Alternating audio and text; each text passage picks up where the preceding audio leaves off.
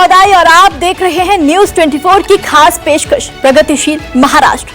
आज बात होगी महाराष्ट्र में 5 नए मेगा प्रोजेक्ट्स की। सरकारी सेवाओं को आसान, तेज और सुविधाजनक बनाने की पुणे को मिले इलेक्ट्रॉनिक्स मैन्युफैक्चरिंग क्लस्टर के सौगात की। गर्मी की लंबी छुट्टियों के बाद स्कूल लौटे बच्चों को सीएम के सौगात की। मॉनसून से पहले तैयारियों को लेकर डिप्टी सीएम की बैठक की और मुंबई के दैनिक यात्रियों को मिलने वाली एक बड़ी राहत की।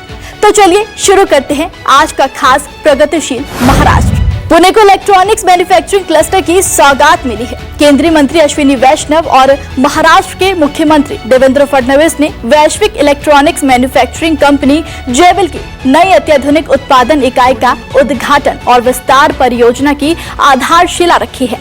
इस मौके पर मुख्यमंत्री फडणवीस ने कहा कि महाराष्ट्र इलेक्ट्रॉनिक्स, डेटा सेंटर और डीप टेक उद्योगों का प्रमुख केंद्र बनकर उभर रहा है। नई यूनिट में अत्याधुनिक तकनीक और उच्च स्तर की प्रिसिजन मैन्युफैक्चरिंग सुविधाएं विकसित की गई हैं, जिससे राज्य में उच्च गुणवत्ता वाले इलेक्ट्रॉनिक्स उत्पादन को बढ़ावा तो मिलेगा ही, साथ ही निवेश, रोजगार और तकनीकी नवाचार को नई गति मिलेगी। 60% of India's data center capacity is being created in Maharashtra. We are the data center capital of India, and that is why I think it is very important for us that this entire ecosystem around data center, around deep tech, around electronics, around chip manufacturing, it comes to Maharashtra.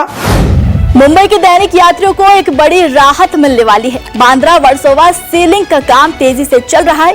मुख्यमंत्री देवेंद्र फडणवीस ने इसका परीक्षण कर मार्च 2028 तक शुरू करने का लक्ष्य रखा है।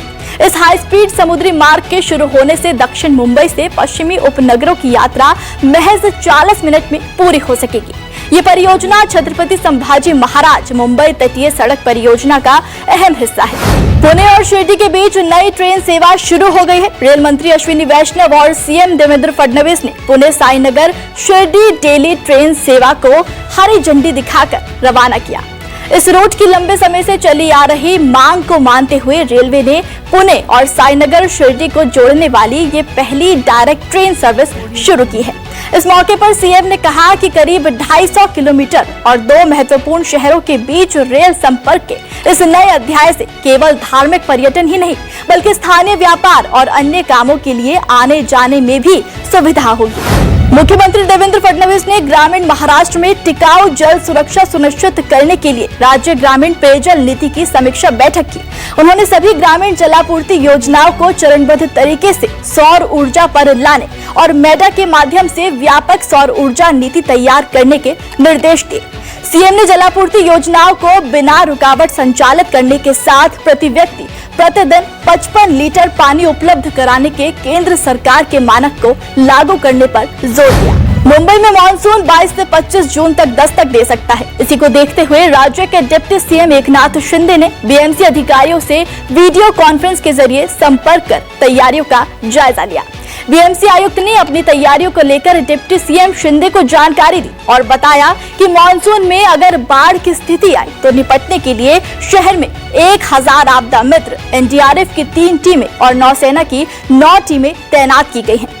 मॉनसून के दौरान किसी भी प्रकार की जनहानि न हो, इसे सर्वोच्च प्राथमिकता बताते हुए शिंदे ने सभी प्रशासनिक एजेंसियों को समन्वय के साथ काम करने के निर्देश दिए हैं।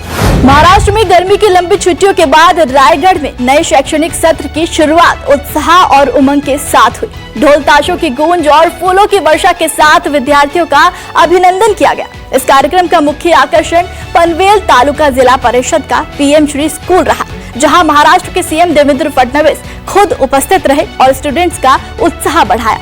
सीएम ने यहां आइडियल सेंटर डिजिटल लैब का भी उद्घाटन किया। कार्यक्रम के दौरान सीएम ने पहली से चौथी कक्षा तक के छात्रों से सीधे संवाद किया, तो वहीं दूसरी तरफ पुणे के जिला परिषद स्कूलों में नए शैक्षणिक सत्र की शुरुआत के मौके पर डिप्टी सीएम सुनेत्रा पवार ने मावल तालुका के कान्हे स्थित आदर्श जिला परिषद स्कूल का दौरा किया।